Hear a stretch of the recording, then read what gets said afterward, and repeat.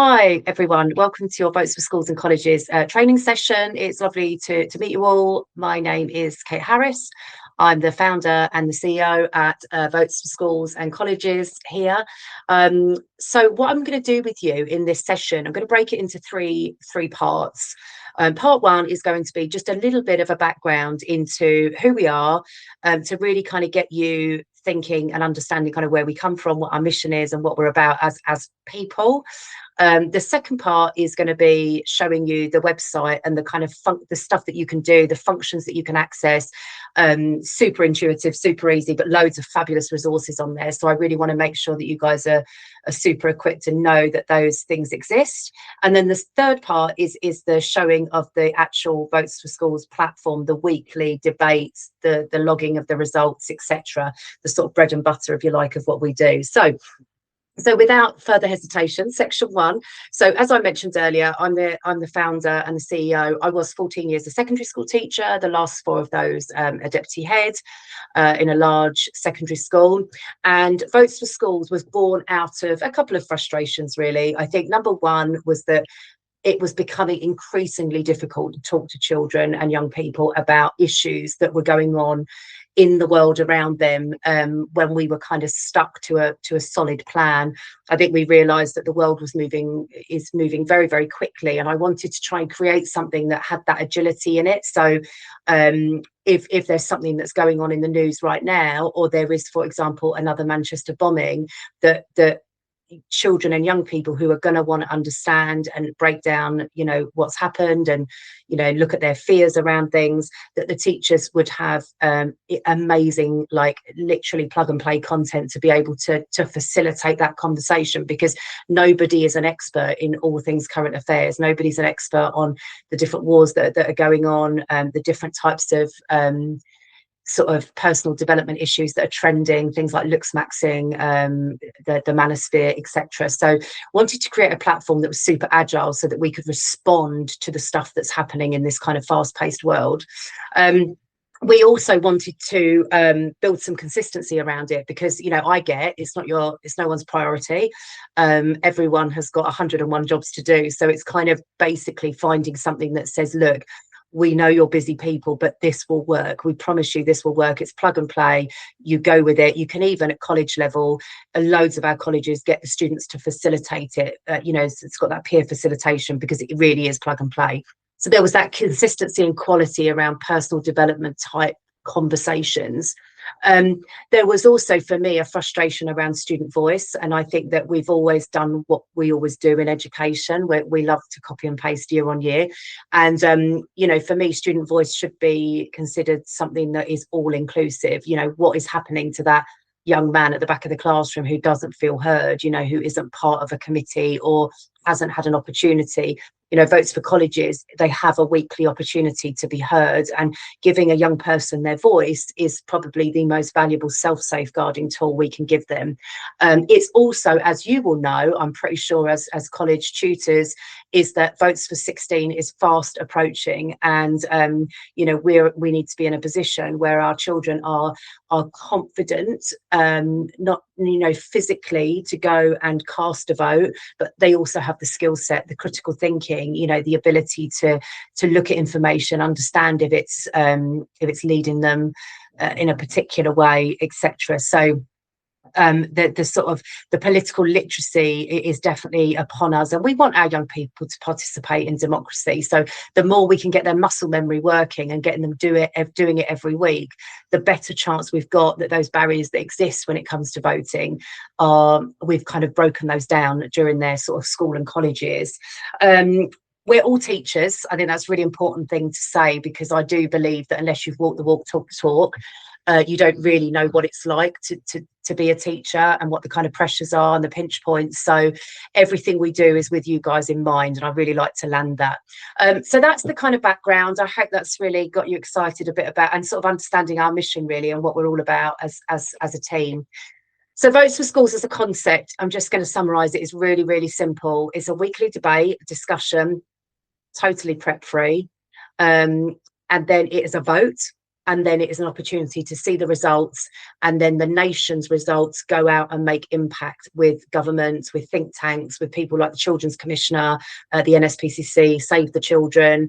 We even work with sports people, BBC News reporters, that type of thing. So it's the debate, the voting, and then the impact that the young people are making, which is really exciting.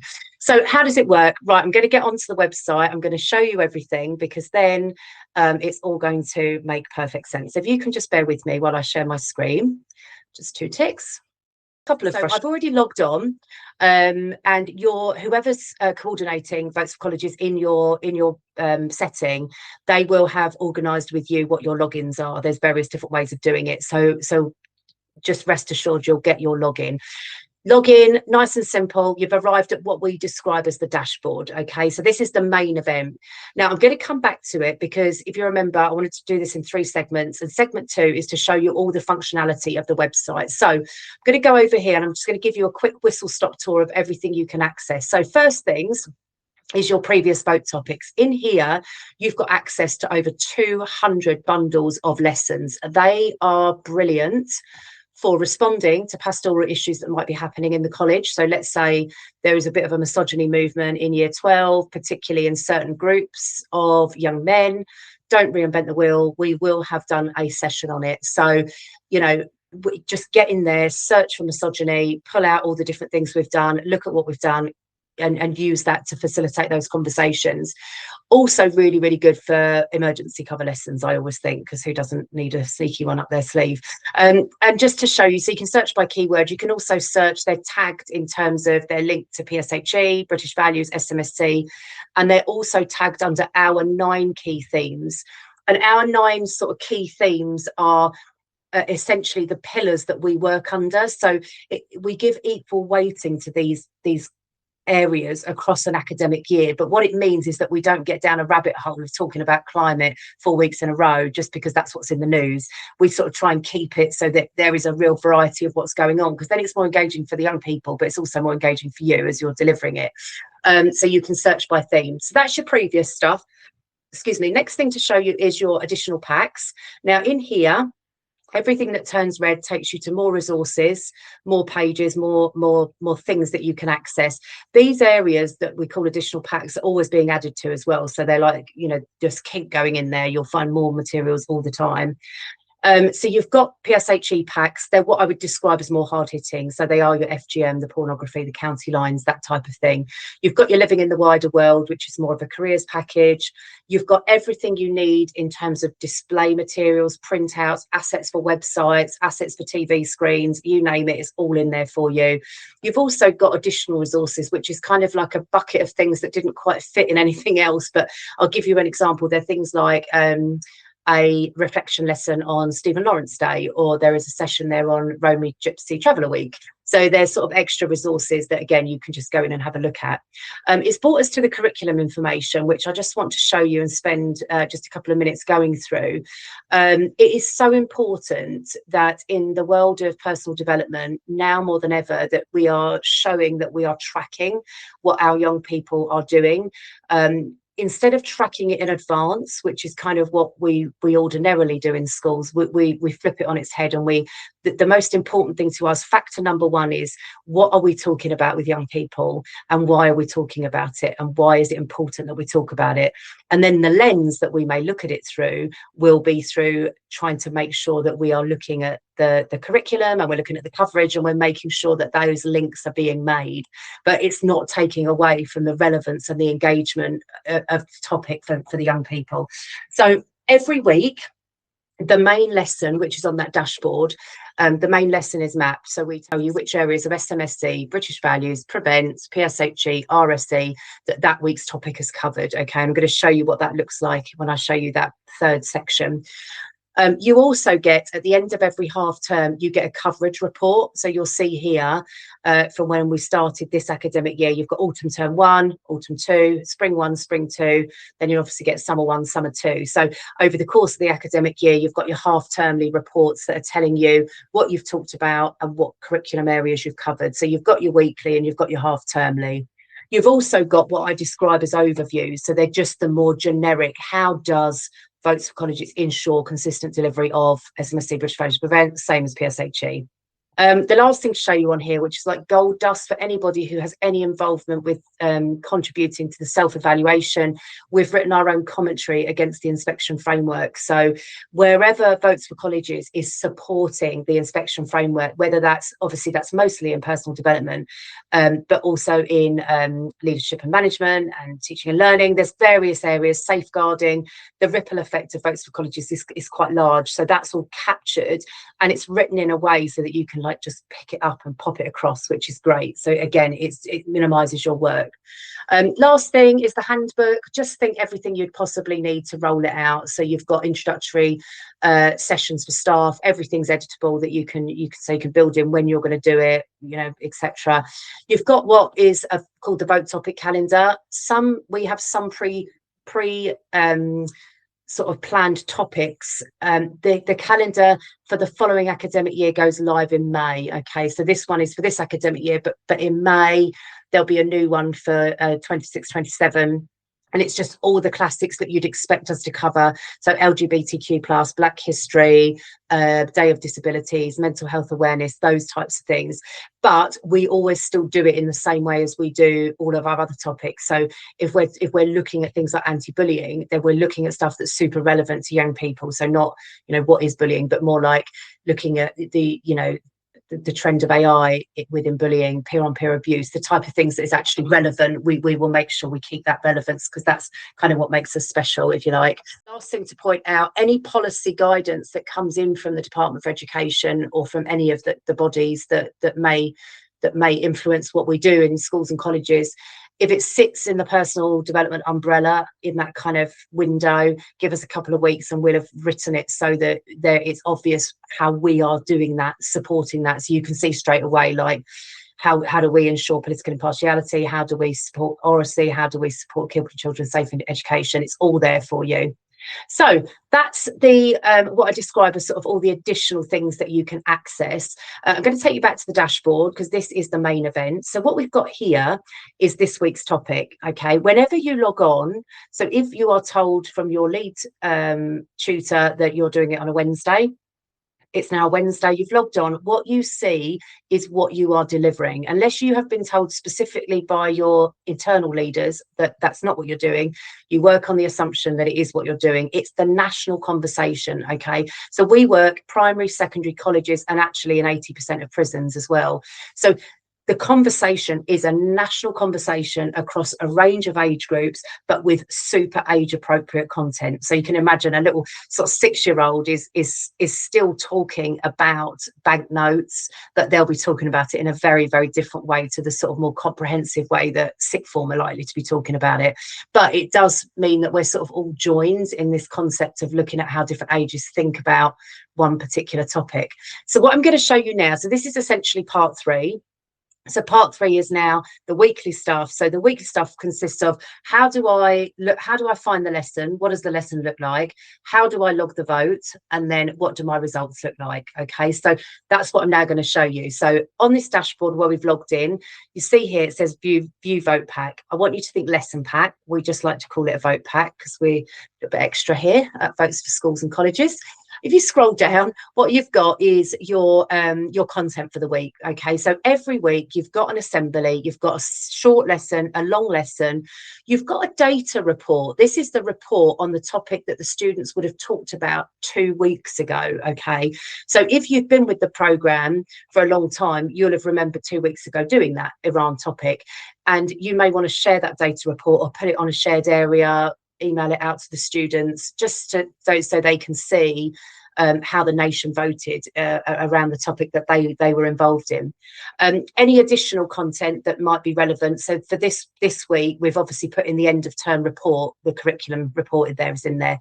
If I just scroll down, I mentioned this earlier, we make sure that we map it for you. So just under your lessons, you've got your curriculum map. So these are the areas of SMSC, British Values, Prevent, PSHE, RSE that this week's topic has covered for you. Okay, you've also got some Welsh and Scottish in there, but you know what's sort of relevant to you.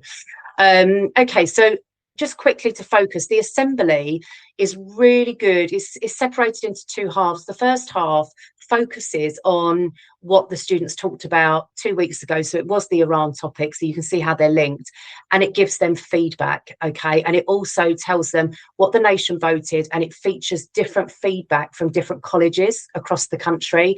The reason that I love this so much is because we want our young people to realise they're a part of something. They're part of a bigger community than just their college. You know, they're a part of a local community, a national community, a democratic community. So that part's really important. The second half of the assembly is kind of just basically kickstarts and says why we're talking about what we're talking about this week. So I'll leave you guys to have a look at all of that. But if I can just show you the short lesson, because I want to just show you what that looks like. So whilst that's downloading, in fact, I downloaded it just a second. Here we go. Right. What I'm going to do is show you what the lesson looks like. So we've got, the lesson looks the same every week. Okay. It's really important to say that, because sometimes if we're doing more tricky subjects, you need to feel safe as a tutor and the students need to feel safe. So it just feels comfortable and familiar. First slide is always the nation's vote from the topic 2 weeks ago. So you can see the Iran is sort of filtering through. On a good week, we can have around 80,000 votes. So it's never been done before. It's not even globally. So the fact that the students are a part of this is really, really brilliant. And we're really preparing them for life outside of the college. And then the lesson starts. And all I'm doing is clicking. I alluded to this earlier. Peer-on-peer teaching is facilitation is great, because it is just literally pick up and go. Never assumes you have knowledge, never assumes you have time. Just a couple of things to mention. If there are videos, they run through a system called Safe Share TV. They start and they end when they need to start and end. No adverts, it's all very slick. The content goes through political impartiality check, it goes through a quality assurance check, and it also goes through an EDI check, so equality, diversity and inclusion check. For some of our schools where there is a real lack of diversity, that's a really important part of that exposure. But you can see it's just plug and play. It's dead easy to pick up and go with. We really encourage the oracy and the conversation and the debate and the discussion and the dialogue. That's what we want to develop in our young people. Then the last slide always ends the same. Okay, so this is always the reflection point. So at this point, it's, am I going to vote yes or am I going to vote no? Always a yes or no. Okay, so that again is nice and familiar. And we always tell the learners what are we, where are we taking their data this week, who has already asked for it, so they already can see that there's an outlet for their voice. So in order to now log the vote, we need to go back to the website. So what I'm going to do is head on back. Where are we? There we go. Back to the website here. Now, if you can remember, to get here, I was on the dashboard. I need to go back to the dashboard. Can you remember I clicked on that and got the vote pack? Now I'm back on the dashboard. If I just scroll down on this main page, you see it says vote now, and this is my voting mechanism. It's so easy to use. These will be specific to your college, okay? For the moment, they're just my groups that I've made up, okay? Now, how you take the vote is up to you. Students can also have logins, okay? The students, it's affiliated to their year, their group that they're in for their Votes for College sessions, and whether they're male or female, or whether they would identify as diverse. So it captures the same data, but they can just do it themselves on their phones or tablets. So after the students have you've decided how you're going to log those votes, and you've captured them as a teacher, and you've counted them up, you need to just pop them in. Okay, so it's really simple. So what we're going to do is we're going to pretend that I've just taught year 13, and we're going to pick out my group. Now, your group is going to be listed on there. Okay, these are just for my demo groups. I'm aware that in some big colleges, you may have hundreds of different learning groups. You can start to type the right group at the top, and it will automatically shuffle you down to that group. Don't get frustrated. The reason that we have all the groups on there is because there is always quite a lot of sort of movement in cover and in tutorial time. So we don't want that to be a barrier to a cover tutor still being able to run the session and cast a vote for the students. So whoever logs on, you can cast your vote for any of the groups. So we're going to say it's my group, and what I'm going to do is I'm going to put them in as TGB. That's going to be my group, and then I'm just counting out how many females have yes, females no, boys, males yes, males no, any gender diverse, so any students that you know in your group wouldn't want to have their gender gender disclosed as part of the vote. And then it's really simple, you pop it in. So what I'm going to do is just type it in. So I'm going to say 11 girls said yes, I'm going to say 6 said no, and then I'm going to say 8 said yes, and I'm going to say 4 said no, and then I'm going to say two diverse said yes. So it's really simple, just typed it on. And then if I scroll down, what you'll see is it started to pull my college in live time, and it's already comparing it to the nation's vote. So what I need to do now is, this is really important, so I need to press continue, and it's just going to share with me and make sure that I'm happy with the results that I've put in. So I've checked my year group, checked my group, checked the numbers. Here is a space for any of the students, if they've said anything particularly compelling about either side of the argument, pop it in here, because we do produce these reports weekly for various government departments and all different types of people. And sometimes, you know, the data gives us an insight into young people, but if say a majority, 90% of young people say yes to something, actually to understand via the comments the why is also really important, to be able to then use that data to help inform policy, etc. in the future. So the comments are really, really important. If your colleges are using the student logins themselves, so they're logging the vote and not the tutor, then they can leave a comment themselves, but we go through all of them anyway. So if somebody did put something silly, which does happen, of course it happens, don't worry, it would never make it to a report. And then you submit your vote, and that's it, you're done and dusted. So you've taught the lesson, you've gone back to the dashboard, you've scrolled down, you've put the results in, and you've gone through the process till it's brought you to the results page. Now what you can do, as a sort of extra, if you go back to the dashboard, you can access the results here. So straight from the dashboard, it will bring you to the same place, okay? What I want to do is show you these results now. So if you scroll down, what we've got so far is the total number of votes, all right? So we can see how we're voting in comparison to the nation, to other regions. We've got the capacity here to look at different groups. So we can put my group in that I've just voted for. We could put another group in, 12B, we could put 13B in. So you can see where I'm going. You can put lots of different results in and start to look at different trends and patterns. This week you may not do it so much, but like if you think about last week, we were talking about looks maxing. So for me as a pastoral lead, I'd have been straight in there, digging around, looking around, picking up on, you know, is there some sort of trend amongst certain class groups, certain subject areas, certain genders, etc., because it does give you a bit of a proactive insight. And then if we scroll down, you've got the same thing here. You've got your gender and your comparisons, all downloadable, so great for your website, for your TV screens, and really keeping up sharing the results around the college. And then you've got your participation figures, so you've got the total amounts in year group, and then you've got them broken down by year group. Essentially, if they're missing, it means they haven't voted. And I think it's just an important part of the culture.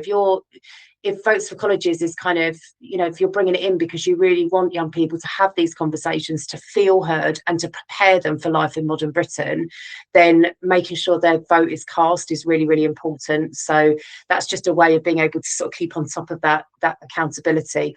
And then you've got your areas of SMSC, British Values, Prevent, PSHE, RSE, that this week's topic is covered, again, in your results area. So if you remember when I showed you the vote pack, which is the lessons, it was there as well. So it's in 2 places because it sits really nicely as a kind of evidence page.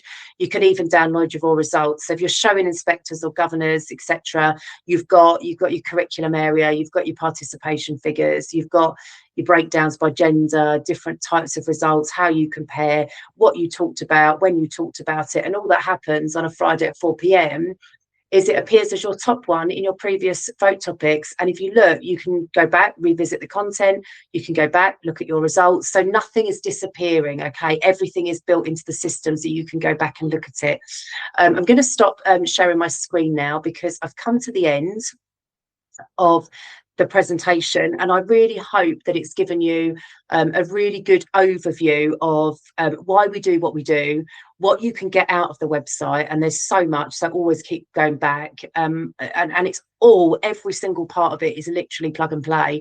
And I hope I've really managed to capture why the weekly content is so easy to run with, so easy to deliver, but also really engaging for the learners, and really important that they're getting their voice out there. So if you or your colleagues or the students or learners themselves have any ideas for future topics, we love collaborating with our schools and colleges. So always feel free to pop us an email over at info@votesforschools.com, and we'll always be super glad to hear from you. Hope that captures everything, and I look forward to working with you all. Thank you. Bye.